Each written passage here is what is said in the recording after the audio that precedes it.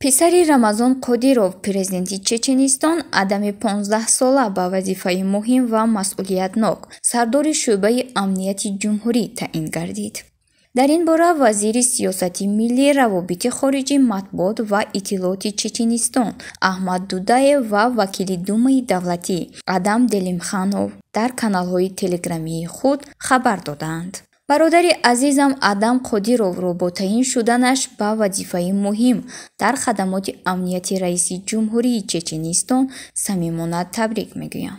آدم خود را وطن دوستی دلیر وطن و شخصی نشان داد که به دفاع از دین آماده است. نوشته است دودایف. در ابتدای ماه اکتبر به آدم عنوان قهرمانی جمهوری چچنستان داده شده بود. نام او زمان در رسانه ها راه یافت که پدرش رمضان قادیروف در صفحه های شبکه‌های اجتماعی خود ویدیویی را نشر نمود که در آن پسری نابالغش در داخل بازداشتگاه نیکیتا ژوراویل نفری را که به سوزاندن قرآن متهم می شود و در گروزنی تحت بازداشتگاه قرار دارد لطو کوب می کند.